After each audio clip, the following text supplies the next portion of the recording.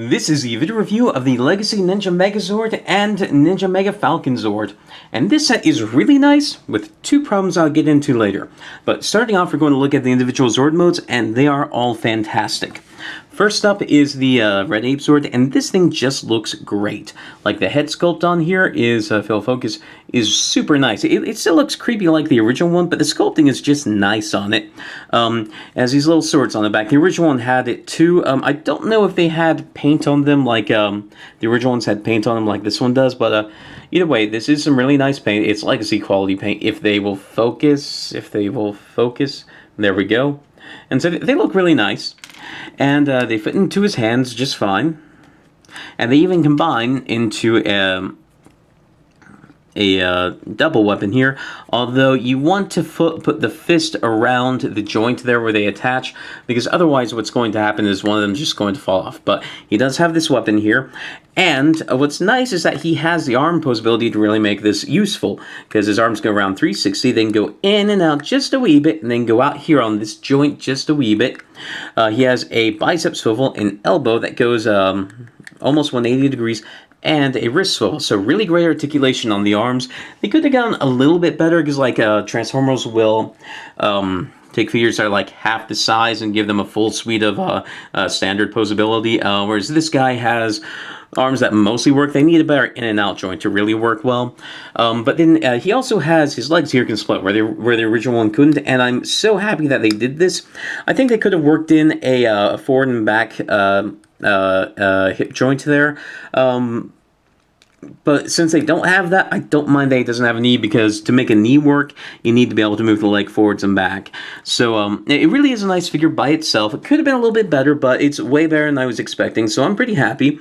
To transform this thing, you're going to take these out of his arms, and what sucks is that there isn't really a good place for these to go in the combined robot mode. You can put them onto his back like this, so they're kind of like a wrist-mounted weapon, but the problem is that when you bring the arm all the way down, is that these things will they're sort of a softish plastic, and they will sort of bend when they hit the leg at the side, and so that doesn't really make me feel comfortable, so usually I just leave these in the box. So anyway, actually no, they're not as soft as I thought they were. They have a little bit of flex, but still, I don't want them to be flexing when it's all combined together with its arms just straight by its side, so usually I just leave these off to the side. Now, to turn this thing into its arm mode, you are going to push the legs together, then you're going to telescope them in like this, then you're going to open up the backpack like this, then you're going to rotate the arms in like this. And what sucks is that it's hard to get this thing to go all the way flush. Like, this is as best as I can get it. Sometimes I can get a little bit more, but this is the most reliable I can get it. And I don't know what they're actually bumping into in there. I can't really see when it's closed. And when I open it up, I don't see anything that's obviously obstructing them. Like, maybe there's a little lip in here that's bumping into this right here, but I'm just not sure. And oh, now it's not even closing at all. So that is a problem. It's a minor problem, because like when he's all combined, you're not going to notice the gap very much, but it is a problem. So I'll put this guy off to the side. Next is the Wolf Zord, which looks very nice. It's basically the same as the original one, except with it's an innie instead of an alley down here, if you know what I'm saying, because on the other one there's a little bit obscene. But for the most part it's the same, except it has 4 added joints. It has a joint right here, a joint right here, and the same on the other side. So the original one didn't have those joints, but for the most part, otherwise, it is the exact same. Also, I forgot to mention, these bits right here are die cast, and it's not much die cast, and it doesn't really add that much weight, but it's at least nice to have a little bit of die cast. Now, to transform the wolf, we're going to fold the feet in like this, and then we're going to collapse these up like this, and then we're going to fold the tail down, and here it is in its arm mode. Next, you're going to look at the crane, and the crane is really nice. I've always loved the crane just because it looks like a mean little jet thing, and this does basically the exact same job as the other one. It's basically the same shape, has much nicer colors because it's not pink anymore. It's this nice dark red color, and has a lot of nice paint. Like the paint on this entire set is really good, but you can really see it on this Zord, especially when we transform it. And to do that, we're going to pop out this little black thing. You want to pop out the black thing first. You can sort of lever it out by just pushing this out, but it's going to rub against the paint, and you don't want to damage the paint on this because the paint's kind of why you buy this.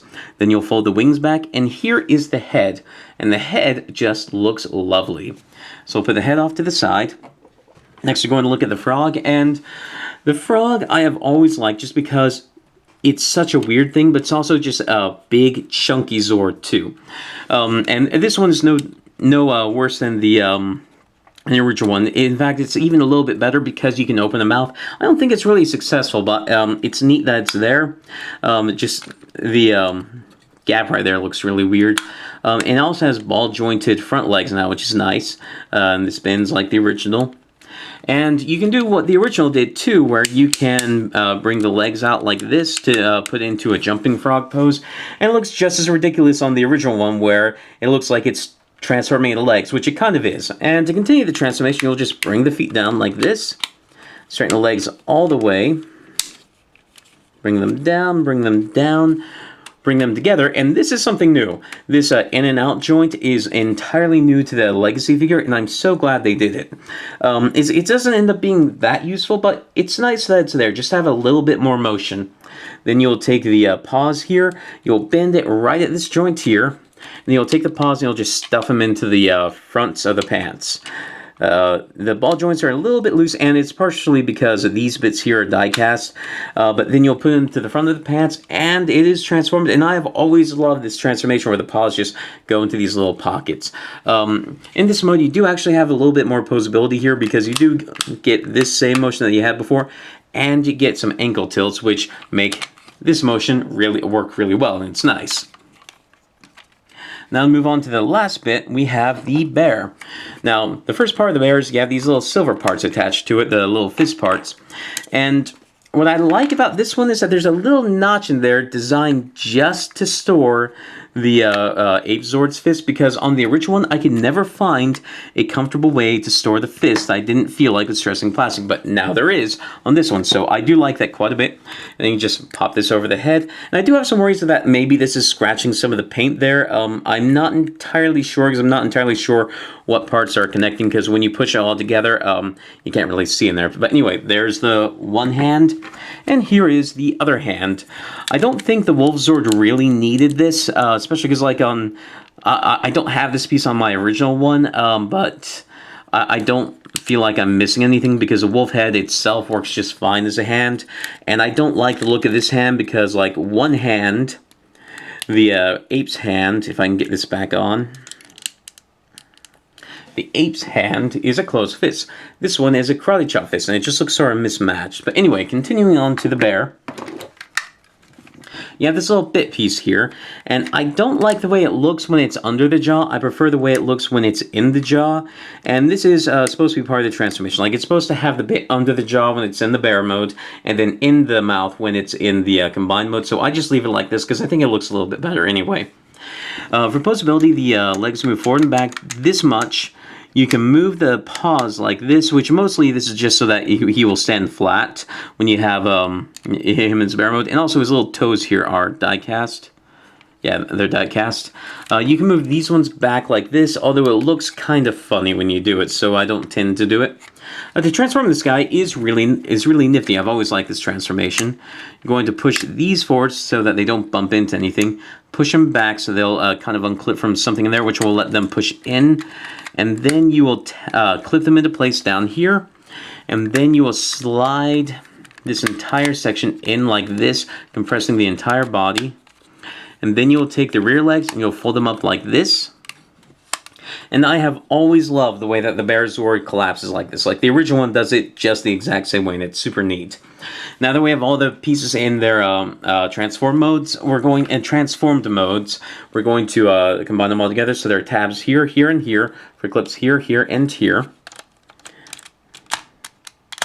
Like this. So here we have the legs and the torso done. Now we're going to attach the arms, and these are just Zord builder ports, so they just go on the side here like this, and like this. And then there is a tab right here. I showed it to you earlier, and it's going to go into a clip right here. Like this. And this is the Legacy Ninja Megazord all put together, and it really does look amazing. Like, compared to the original one here, this one looks like a toy. This one looks like a model of the suit you might see in a show, and it's just a really good look for it. The proportions are perfect. The colors are amazing, and like I love the chrome here because it's tastefully done chrome. That's what I like about it, and just everything about it just looks real artsy and fancy, and it really looks like a Legacy figure. This is what a Legacy figure should look like, and it's great. Unfortunately, I can't say the same for the quality of the toy. This will require going into the posability of the figure.